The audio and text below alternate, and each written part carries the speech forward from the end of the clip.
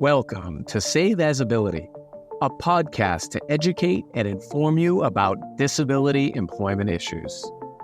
My name is David D'Arcangelo, and I'm your disability policy expert. Hey everybody, welcome back for another episode of Save As Ability. Great to be back with you, David D'Arcangelo. And as we're concluding here in 2025, I want to wish everybody Merry Christmas, Happy Holidays, Happy New Year, all of that. We'll be back early in 2026 with all new episodes. So I don't think we're going to miss a week. I think we've recorded enough to be able to get us through. But if we do miss a week, don't worry, we're not going anywhere. Talonzo and I will be back for an all new 2026. All right. So we appreciate you. And if you can keep us growing, that would be great. So share, like, comment, subscribe. All that stuff really does help us continue to have great content for you. So we've got some great guests coming up too. We've got those arranged. We'll be doing those in early January. So, but today I wanted to talk a little bit about independence. I did get a couple of comments from some recent episodes that we've had about some of the disability benefit programs. And a couple of people were like, hey, you're always talking about government programs.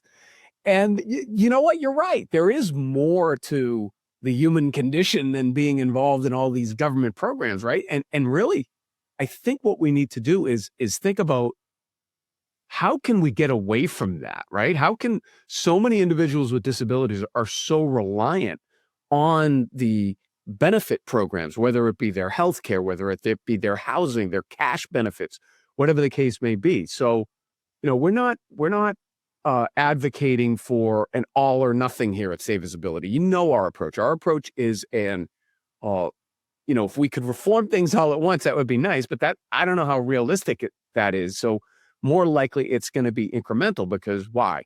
Well, you need Congress, you need the executive, you need you need court rulings, you need all three branches coming together to be able to change these long-standing programs. Okay, so.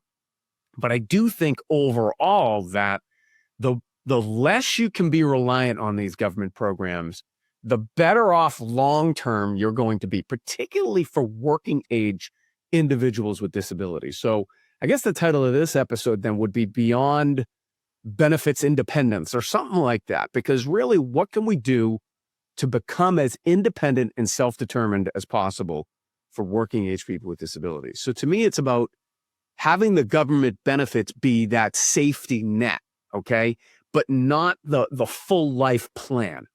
All right, so that's what we're talking about here. And we'll start with, let's go to the data. All right, so according to the Social Security Administration's monthly statistical snapshot, check this all the time, the average SSDI benefit was about $1,588 a month in November of 25. And then the average SSI payment was about $718 a month for the same month, right? So what does that equal? That's basically what, like 28 grand a year, somewhere around there. So, okay, that's good. And that's like sustenance level. But these programs were never meant to be like the middle class, like these programs prevent free fall but they were never designed to be like a stable, middle class, upward mobility, American dream type of thing. And if you treat them as that, if you treat them as your long-term plan, what's going to end up happening is you're going to become financially fragile, and you're not going to be developing the abilities and talents and skills that you have to be marketable in the private sector or the public sector, but in a work atmosphere or a self-employment environment. Okay. And I think that's the goal to upward mobility. I think that's where your best prosperity is going to be. All right. So it's using these benefits as a bridge to get a little bit of a foothold with credentials and, schooling, whatever the case may be. Make sure you have rudimentary things in place so that you can access the private economy, all right, and not be reliant on these government benefits, because reliance can really be this trap. And we've talked about this in previous episodes. We'll talk about it again, because what it does is the rules punish saving. and they punish investment, and they really slow your momentum, okay? The benefits cliff or coverage gaps, whatever you want to talk about, however you want to phrase it. Let's look at one particular program, for example. Go back to the data. So SSI, for example, has a countable resource limit of $2,000 per individual, $3,000 per couple. These are structural barriers to building wealth, to building prosperity, to building financial success. Okay, so like by being on these benefits or relying on them so heavily, you're not really going to be able to tap into the real prosperity that we're hoping everybody can enjoy. All right, so what does the data say? Well, let's look at like one particular example, like a Medicaid Buy-In option, okay, for working age people with disabilities. There's a great report out there by the Kaiser Family Foundation that let's look at Medicaid buy-ins, which is a particular thing which allows you to kind of shield, I guess, part of your benefits, okay? These are available in about 47 different states, these Medicaid buy-in programs, all right? But even these programs include income and asset limits. And for example, the median asset limit of $10,000 is for individuals in 2025. So, I mean, does it help? Yeah, but is that like the solution? No, clearly no, because we've looked at the data, the labor participation rate, the unemployment rate. So when the system requires you to stay poor to be eligible, what it's doing is it's freezing you out, and it's training people to avoid growth, and it's training people to stay within the confines of the benefit program limits. I assert that's not dignity. That's not independence and self-determination for people with disabilities, which is what we advocate for here on Save Disability. So as well-intentioned as many of them are, the limits haven't kept up, number one. Number two, there are limits in the first place. Maybe that should be number one. Anytime you're placing limits on somebody's ability or earning capacity, that's not a good thing.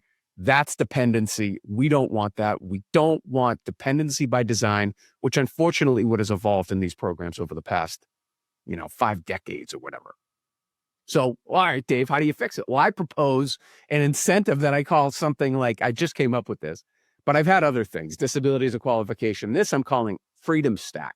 And basically what I would do is I would allow higher earnings, benefit counseling services that are real, okay, and having the people at Social Security, Medicare, Medicaid all be on the same page and not work out of some POMS manual that nobody can interpret, and it's so, Byzantine rules and regulations. Reduce the regulations, allow for more savings, make sure that everybody has an ABLE Act account and a health, pay-in account that they can pay in and control their own healthcare. The president's just come out with a great proposal. Why are we funding insurance companies? We should be funding citizens so that they can be making the determinations of what to do with their healthcare. Let them control the dollars rather than these large systems. All right. So, we can do this, and we can avoid catastrophic coverage failures and benefits cliffs and all of that. All right. So we've seen this. We've seen that the principal lever of value creation is making good on somebody's talents and abilities. Entrepreneurship, self-employment. We just had this in a previous episode. Focusing on an individual's talents and abilities, that's the way to go. And we've often cited the Bureau of Labor Statistics data that indicates, this is 2024 data, that the employment to population ratio is 22.7 for people with a disability, as compared to 65.5 for their non-disabled peers. That isn't a gap, that is a chasm. And the only way we're going to fix that is by significantly altering and reforming these policies, these programs. That includes the laws, the regulations that have been in place for decades. They haven't gotten it done. So over the past 5 decades, the biggest disability policy failure is not the people who need the support, and it's not those bad people with disabilities. No, they're dealing with the programs that are given to them. Okay. The policy failure is that too many have been programmed to be kept out of the economy by these disincentives, these program limits, and these caps and all this other stuff. It's We got to fix that. We got to fix that. All right. So independence comes from producing value that people have inherently, their talents and abilities.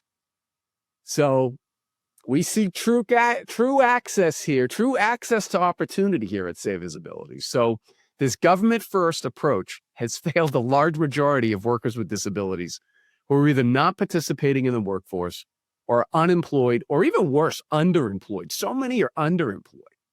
Well, we have future episodes coming up about that too. So government support should incent and provide access to participation, not replace or inhibit it. Okay, so the more you can get away from these government programs, and I got it. You need the safety net. I've been on the benefits before, okay? So when I get into these policy meetings, one of the first questions I usually ask people, by the way, they've done great reports and they're smart people that have gone to great schools, but they've never been in the programs as a participant. I've been in these programs as a participant and an administrator, and now in the private sector, and so all around it. So it's one thing to, from the Ivy League tower, preach, oh, this is what we should do. Go wait in the Social Security line and tell me how that works out for you. So less government means more individual opportunity for you, okay? So that's what I think people with disabilities as a group are starting to embrace more, because they see the failures of these programs and they see that it's just really not getting the job done for them.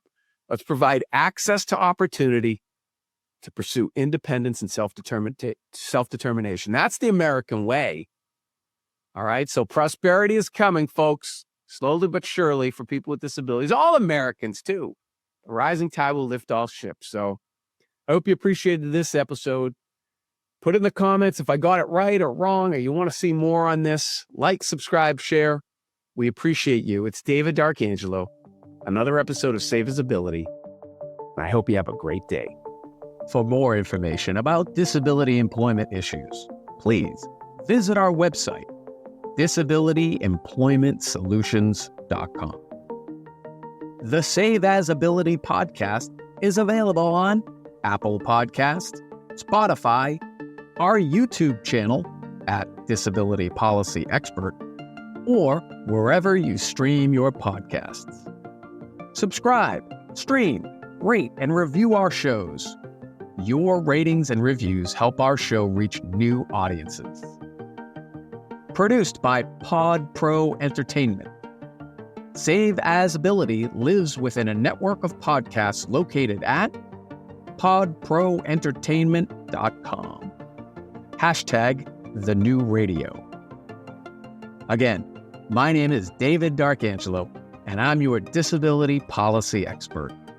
Until next time, thank you. I hope you have a great day.